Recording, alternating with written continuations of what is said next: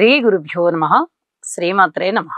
మా భక్తి టీవీని ప్రోత్సహిస్తున్నటువంటి మా ప్రేక్షకులందరికీ ధన్యవాదాలు తెలియజేస్తూ 28 సెప్టెంబర్ 2025 నుంచి 4 అక్టోబర్ 2025 వరకు గల కాలానికి రాశి ఫలితాలు తెలియచెప్పుకుందాము. ముందుగా గ్రహ స్థితులు, ఆ తదుపరి సమ్మేళనాలు, ఆ తదుపరి విశేషాంశాలు.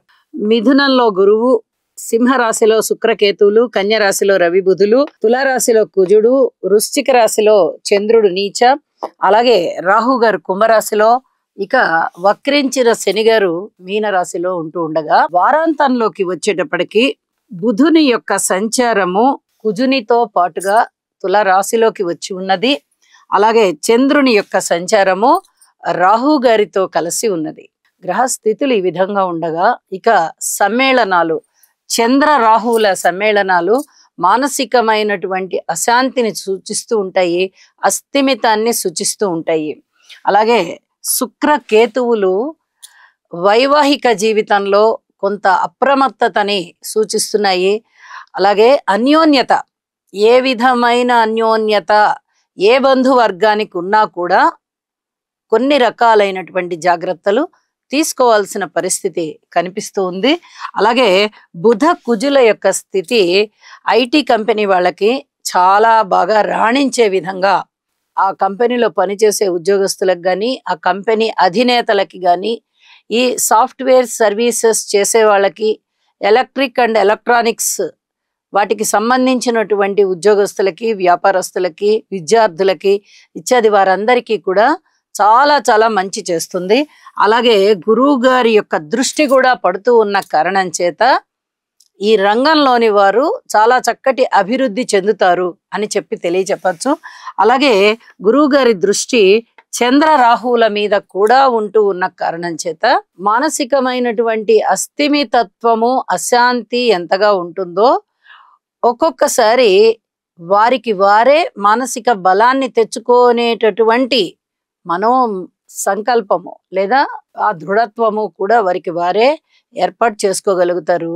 లేదా ఎవరైనా స్నేహితుల నుంచి కానీ, పెద్దల నుంచి కానీ మంచి ప్రోత్సాహాన్ని అందిపుచ్చుకొని మానసిక దృఢత్వాన్ని పొందగలుగుతారు అని చెప్పి తెలియచేస్తూ ఉన్నాను.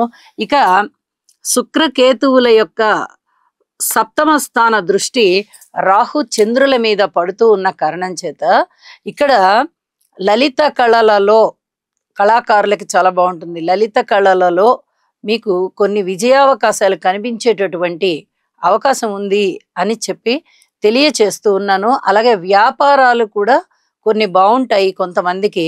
అవి ఎవరికి బాగుంటాయి అనేది ఆ రాసులకి విశేషాంశాలు చెప్తున్నప్పుడు చెప్తాను అని చెప్పి తెలియజేస్తూ ఉన్నాను. ఇక గ్రహ సమ్మేళనాలలో తరువాతిది రవి బుధుల యొక్క కలయిక. చక్కటి బుధాదిత్య యోగంతో బుధుడు ఉచ్చలో ఉంటూ అనేక రకాలైనటువంటి శుభ సంఘటనలని ఇస్తున్నారు.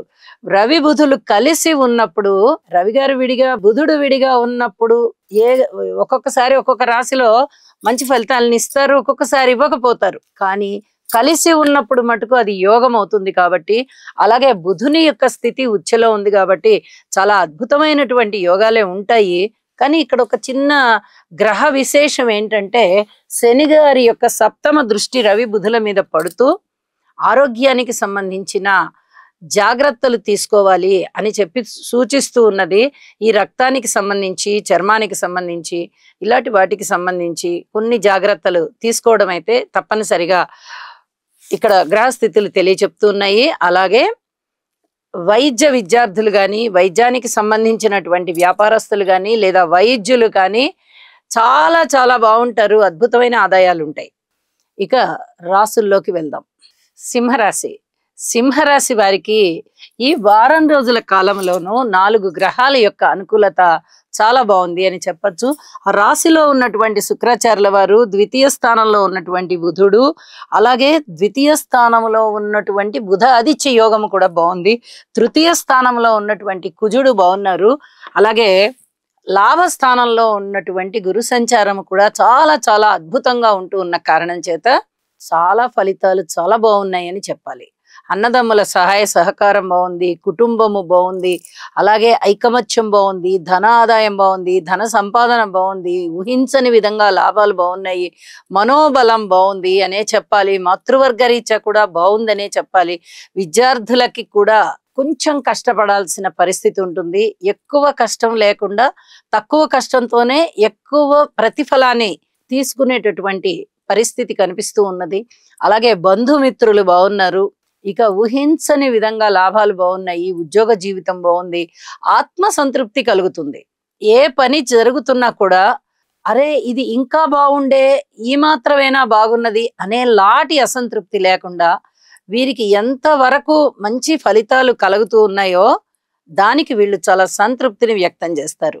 ఎందువల్ల అంటే ఇక్కడ రాశిలో ఉన్నటువంటి శుక్రాచార్యుల వారు అద్భుతమైన ఫలితాలను ఇస్తున్నారు. అలాగే ద్వితీయ స్థానంలో ఉన్నటువంటి బుధుడు గాని, బుధాదిత్య యోగము గాని, లాభస్థానంలో ఉన్నటువంటి గురువు గారు గాని చాలా చాలా సత్ఫలితాలను ఇస్తూ ఉండగా, సప్తమంలో రాహువు, రాశిలో కేతువు అసౌకర్యాలను ఇస్తున్నారు, అసంతృప్తిని ఇస్తున్నారు. అయితే అష్టమ స్థానంలో ఉన్నటువంటి శని గారు ఇదమిద్దంగా అన్నట్టుగా ఉన్నారు. ఎందువల్ల? గురుబలం బాగుంది కాబట్టి ఇక్కడ శని గారి వల్ల ఏర్పడేటటువంటి గుణదోషాలు ఏమున్నాయో అవి తగ్గిపోయి ఉంటాయి. కాబట్టి ఇక్కడ శుభాశుభ మిశ్రమ ఫలితాలు కనిపిస్తూ ఉన్నప్పటికీ ఎక్కువగా సంతృప్తి పడే విధంగానే వీరు ఉంటారు.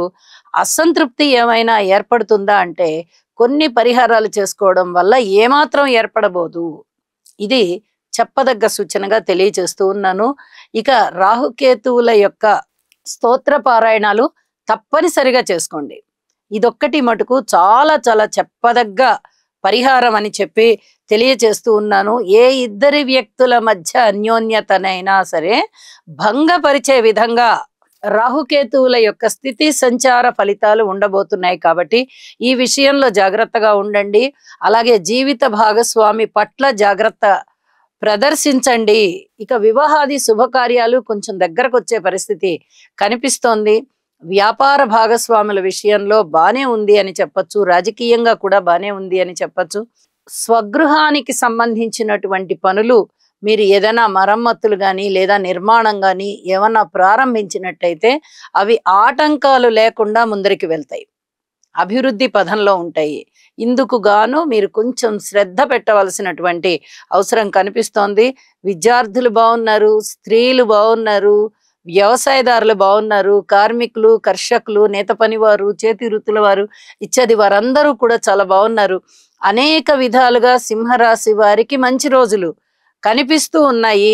ఇది మీ మానసికమైనటువంటి సంతోషాన్ని పెంచుతోంది.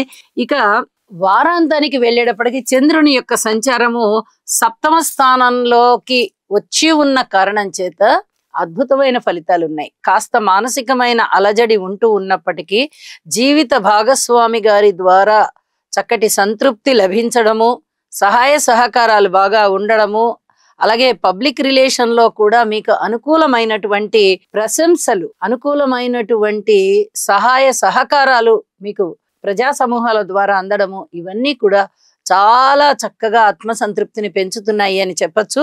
తృతీయ స్థానంలోకి వచ్చినటువంటి బుధుని యొక్క సంచారము కూడా కుజునితో కలిసింది కాబట్టి ఇక్కడ ఉద్యోగ జీవితం, ముఖ్యంగా ఈ కంప్యూటర్ రంగానికి సంబంధించి ఎలక్ట్రికల్ అండ్ ఎలక్ట్రానిక్స్ కి సంబంధించిన ఉద్యోగస్తులు, వ్యాపారస్తులు, విద్యార్థులు ఇత్యాది వారందరికీ కూడా చాలా చాలా సత్ఫలితాలు ఉండబోతున్నాయి అని చెప్పి తెలియచేస్తూ ఉన్నాను.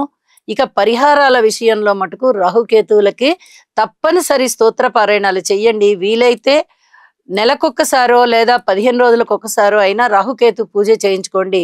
అష్టోత్తర పూజ చేయించుకున్నా కూడా సరిపోతుంది అని చెప్పి తెలియచేస్తూ ఉన్నాను. శుభం.